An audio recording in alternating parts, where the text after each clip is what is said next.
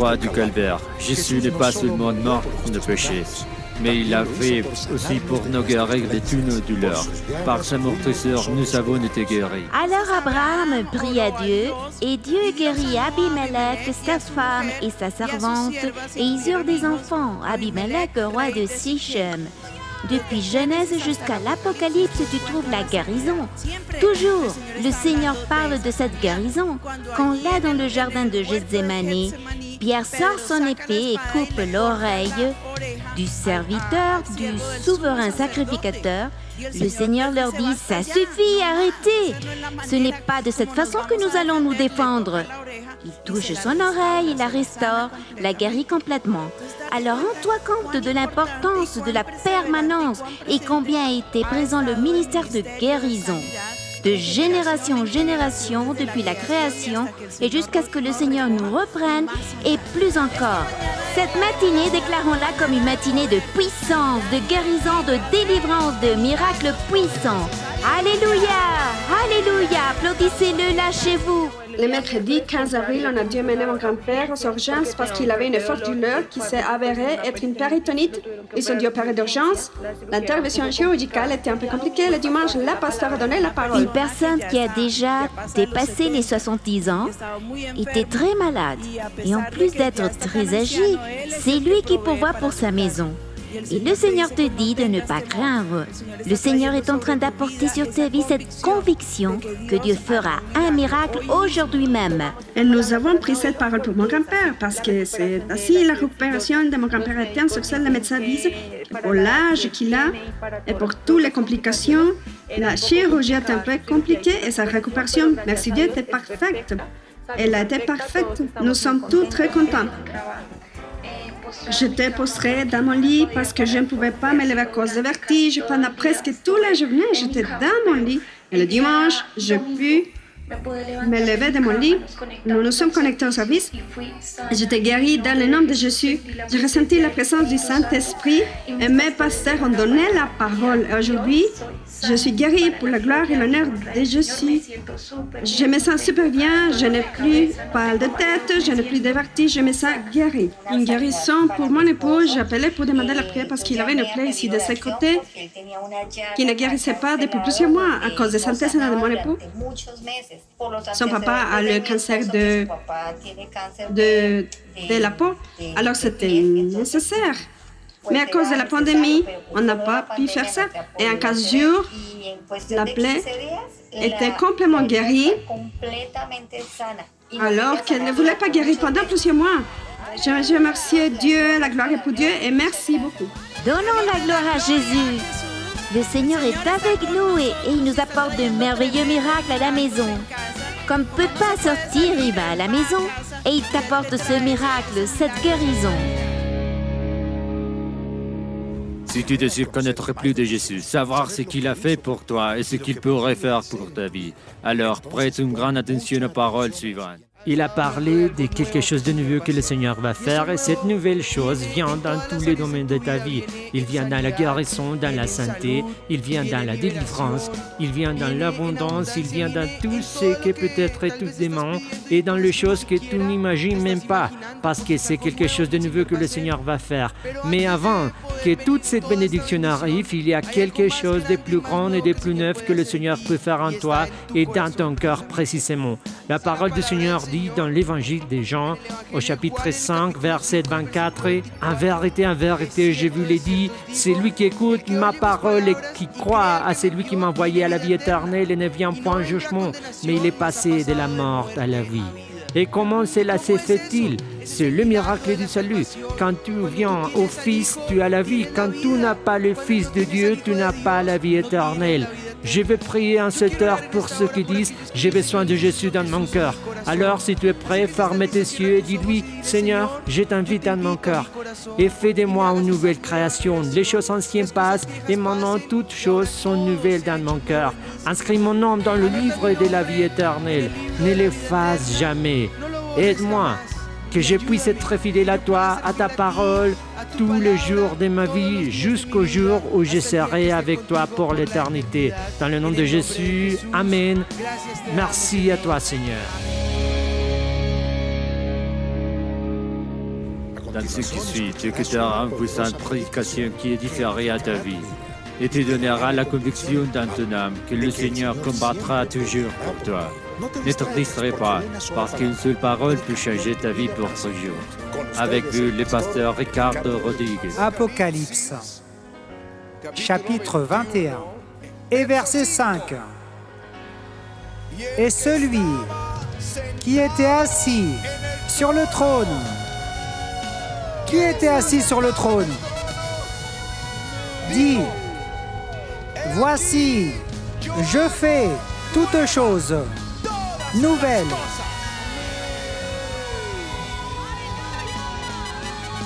Celui qui est assis sur le trône dit, je fais toutes choses nouvelles. Et il me dit, écris, parce que ces paroles sont certaines et véritables. Amen. Amen. Alléluia. Amen.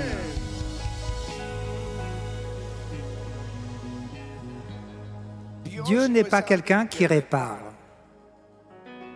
Il fait toutes choses nouvelles.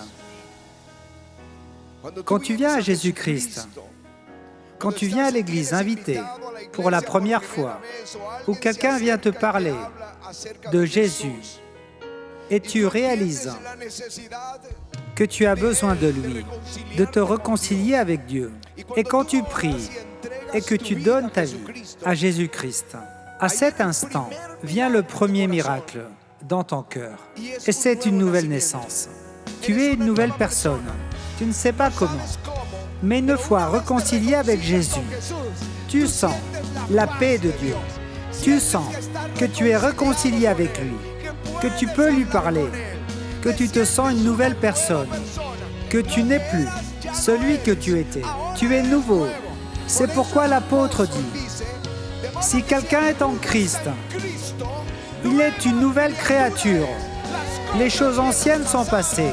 Voici, toutes choses sont devenues nouvelles. Alléluia.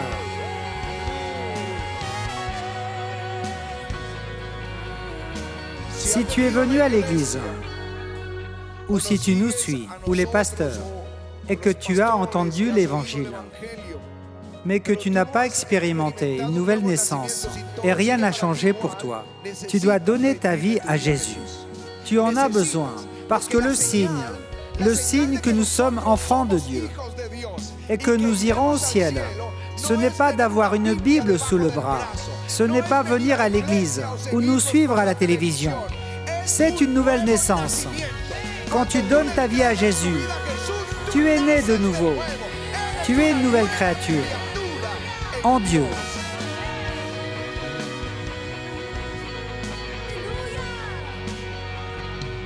Et il fait des choses dans la vie spirituelle de nous tous qui génèrent une nouvelle, comme une nouvelle opportunité, une nouvelle naissance, comme quelque chose de nouveau. Par exemple, pour moi, le jour où j'ai reçu le baptême du Saint-Esprit.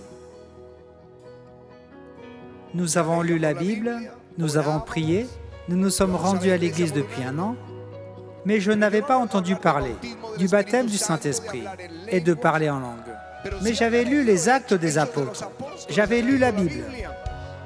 Et vint un frère qui commençait à nous témoigner au sujet du baptême du Saint-Esprit et nous y conduisit à travers les passages du livre des Actes. Actes chapitre 2, comment ils ont reçu le baptême et ont commencé à parler en langue. Actes chapitre 10, Actes chapitre 19, et pendant qu'ils lisaient, un feu dans mon cœur a commencé à m'embraser. Et alors, nous avons demandé qu'ils prient pour nous. Et avant qu'ils aient imposé les mains, déjà l'Esprit de Dieu venait sur ma vie. Et j'ai commencé à parler dans d'autres langues. Pour moi, c'était un nouveau départ avec le Seigneur.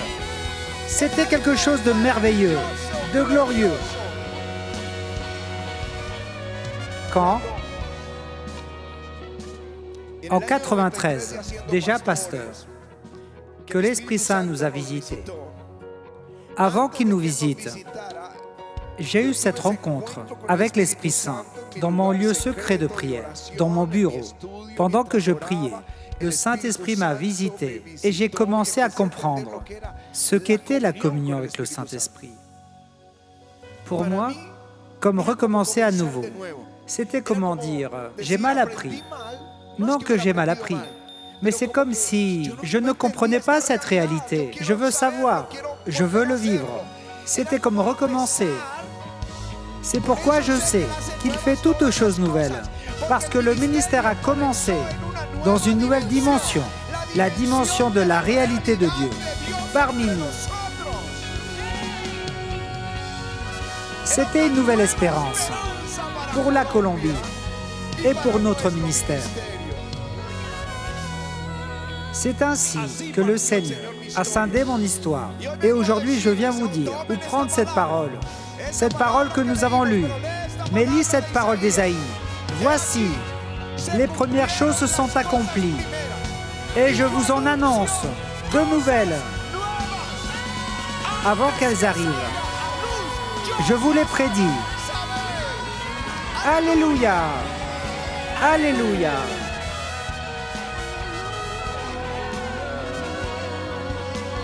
Et voici, je vous annonce de nouvelles choses.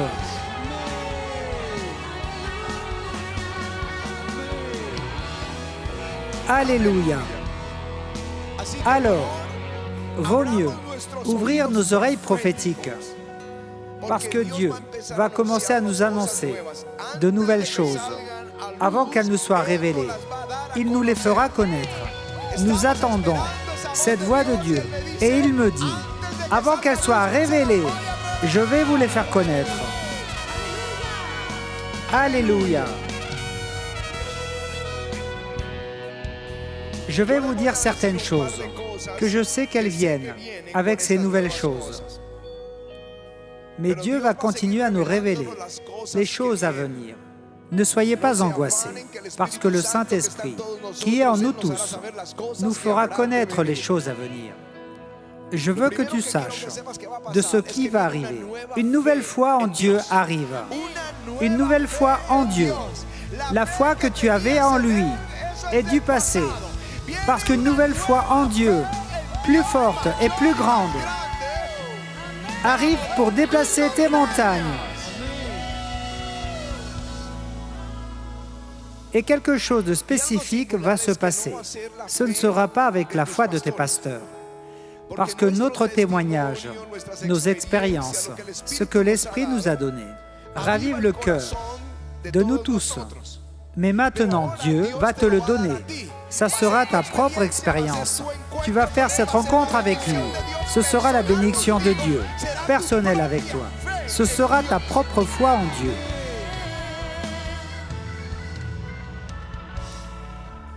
Isaac est le fils d'Abraham, le patriarche, reconnu comme le père de la foi. Un homme qui quitte la terre des Chaldéens et vient habiter la terre de Canaan par une parole de Dieu.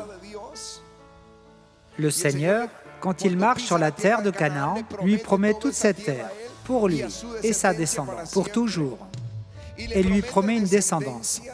Et il a attendu 25 ans jusqu'à ce qu'Isaac naisse. Et Dieu le fit prospérer, comme il lui avait dit, l'a défendu, l'a gardé, lui donna un fils, tout. Mais Abraham mourut. Et maintenant, Isaac devait affronter une autre bataille. Maintenant, c'était sa propre bataille. Le Seigneur annonce la famine sur la terre. Et arrive la famine dans les jours d'Isaac. Le papa n'est plus là. Il ne dépend plus de la foi du patriarche. Maintenant, c'est sa propre bataille. Aujourd'hui, c'est ta propre bataille. Aujourd'hui, ce n'est pas la bataille de tes pasteurs. Ce n'est pas la bataille des leaders. C'est ta bataille. Isaac. L'Éternel lui dit, « Ne descends pas en Égypte, habitez le pays que je te dirai. » Et il reste là dans le pays, habité par des Philistins, par des Cananéens, Et ils viennent et lui prennent sa femme. Ils veulent se l'approprier. Et il dit, c'est ma sœur, parce que si je dis que c'est mon épouse, ils vont me tuer, ils vont la garder, ainsi que tous mes biens. Là commence une bataille personnelle, une bataille pour son épouse, une bataille pour ses biens, une bataille pour sa vie. Mais il avait une parole, et c'est là que commence à croître la foi. Et le Seigneur lui dit, semez sur la terre, et en un instant, Dieu lui rend l'épouse. Dieu le fait prospérer sur la terre.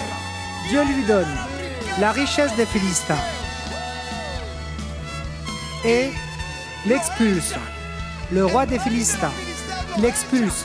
Et où il va, il trouve des puits d'eau vive. Il les trouve. Personne d'autre ne trouve de l'eau. Seulement Isaac.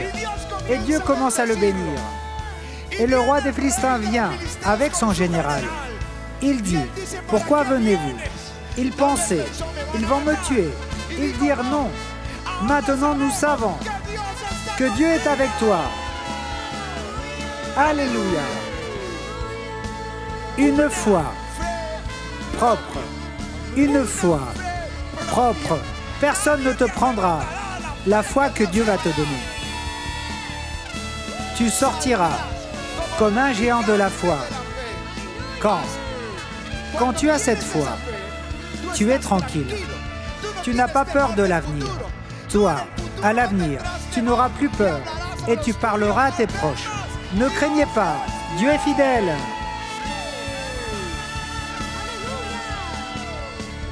Laissez-moi vous dire, de cette manière, vous étiez avant la pandémie, plusieurs, avant la pandémie. Quand cela sera fini, vous reviendrez comme des patriarches de la foi, éprouvés par le feu, sans odeur de fumée. Alléluia.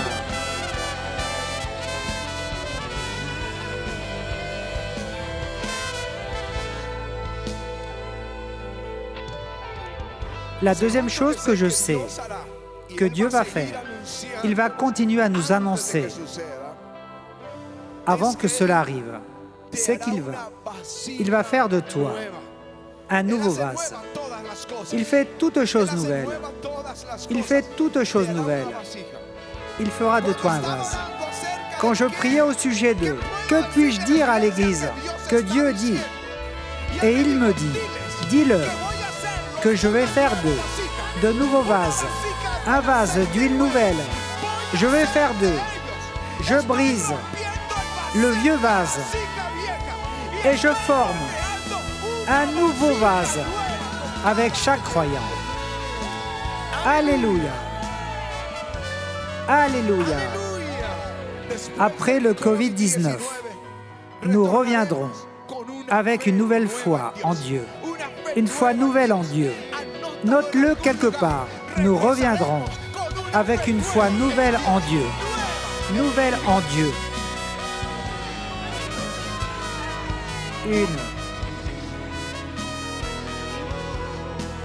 Nous reviendrons avec un désir glorieux de servir Christ.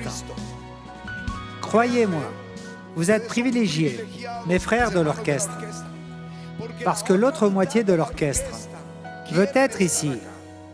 Les autres solistes, les autres chanteurs veulent être ici. Les autres pianistes, guitaristes, saxophonistes, trompettistes, ceux qui n'ont pas pu être ici, veulent être ici, aspirent à servir le Seigneur. Mais vient le jour où courant les serviteurs et ceux de la logistique et la chorale va vouloir servir Christ et l'adoration sera une nouvelle adoration. Une nouvelle passion pour Christ.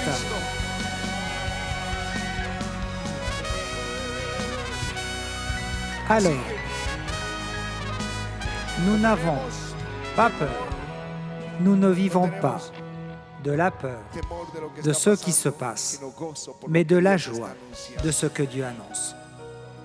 Ce n'est pas facile, Daniel était un jeune, fils des princes de Juda.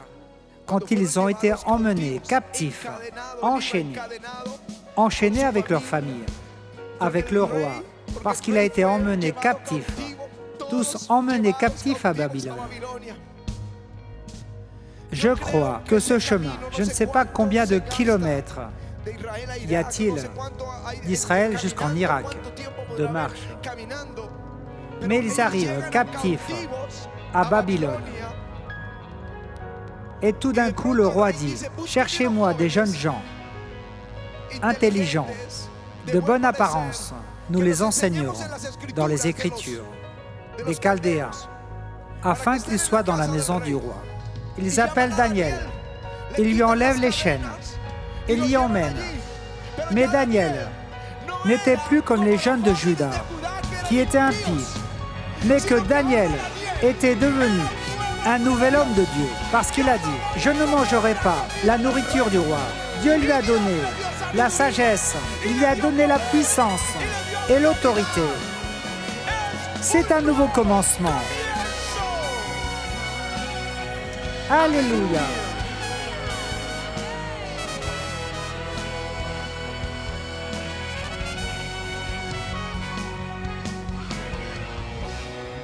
Il y aura une nouvelle passion pour Dieu. Une nouvelle passion pour Dieu. Réjouis-toi, stérile, celle qui n'a pas enfanté.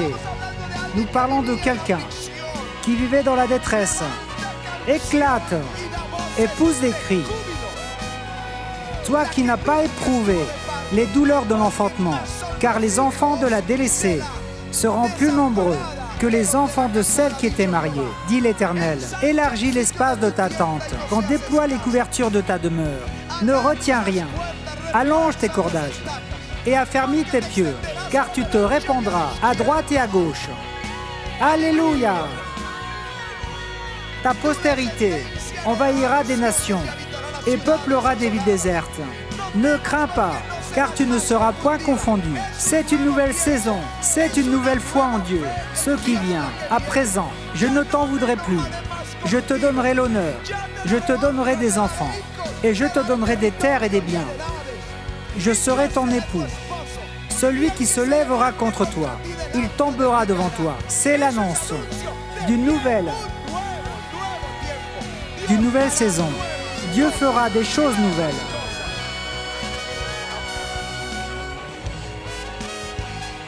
Alléluia! Alléluia! Alléluia! Quelle est la parole de Dieu? Voici, les premières choses se sont accomplies, et je vous en annonce de nouvelles avant qu'elles arrivent. Je vous les prédis. Des choses nouvelles. Dis-le avec moi, des choses nouvelles. Voici, je fais toutes choses nouvelles. Ceci a été dit par celui qui est assis sur le trône. Voici, je fais toutes choses nouvelles. Écris-les, parce que ces paroles sont fidèles et certaines. Allez, ce qui est sûr, c'est que nous allons rentrer à la maison avec une nouvelle foi en Dieu. Nous allons revenir à l'église. Je ne sais pas si ta patience est arrivée à bout. Mais ne crains pas. Dieu va te donner la victoire. J'ai beaucoup aimé la parole d'aujourd'hui. J'ai énormément aimé. Parce que c'est une parole d'espérance. Ce n'est pas une parole qui tire l'espérance. Ce n'est pas une parole qui fabrique l'espérance. Mais j'ai beaucoup aimé parce que c'est là dans la Bible qui dit que nous aurons une nouvelle foi en Dieu. Ça me paraît incroyable. On a une grande foi en Dieu. C'est là où elle est placée, cette encre dans le Seigneur. Mais nous serons aussi un nouveau vase. Autrement dit, le Seigneur va briser et ôter toute structure. Et je pensais, il doit en être ainsi, pour que nous puissions recevoir cette chose nouvelle qui va venir, cette nouvelle foi. Et tu as aussi dit qu'il viendrait un vin nouveau. Et c'est ce dont on a parlé, mais tu as dit aussi quelque chose de nouveau, une nouvelle foi, un nouveau vase. Un nouveau commencement. et une Le nouvelle Seigneur passion. nous a promis un grand réveil et viendra la fin de l'Église sur la terre. Un réveil qui touchera toutes les nations de la terre. Et nous verrons aussi le peuple juif se convertir au Seigneur. Ce sont des paroles d'espérance, ce sont des paroles de foi, ce sont des paroles venues du ciel pour remplir notre cœur. Merci, merci mon amour. Oui, ce sera comme ça. Et nous avons besoin, mon amour. Nous avons besoin des paroles de Dieu dans nos vies. Père, je te prie pour tous ceux qui courageusement ont prié. Parce que ce courage, c'est une foi. Prendre le téléphone, c'est déjà un acte de foi. Pour que leur demande de prière soit ici. Je te prie pour eux. Je te supplie pour ces demandes de prière qu'ils présentent dans le nom de Jésus, parce que nous savons que tu les entends et que si nous nous accordons pour te demander quelque chose ici sur la terre, tu y répondras et nous nous accordons pour te demander. Ce matin, nous te prions, guéris mes frères qui sont malades et guéris ceux qui sont malades du Covid-19 partout en Amérique latine, de l'Église Avivamiento. Guéris-nous, rends-leur la vigueur, car ta parole est plus puissante que cette maladie. L'onction de ton esprit a le pouvoir sur toute maladie. Esprit Saint, tu es l'esprit de vie. Au nom de Jésus, nous chassons la mort de la maison de mes frères, cet esprit de mort. Dehors, au nom de Jésus. Seigneur, amène la vie, la santé, la vigueur. Je t'implore pour chacun de tes enfants, Seigneur, qui sont là, assis face au téléviseur, au récepteur, à travers duquel ils reçoivent cette parole. Et je te demande, Seigneur, que tu ne les laisses pas bouger de leur foi. Satan nous a réclamé pour nous secouer. Mais nous savons que tu as prié pour nous, Seigneur, parce que tu es à la droite du Père, tout le temps intercédant pour ton Église. Merci à toi, Seigneur. Merci, Père. Alléluia.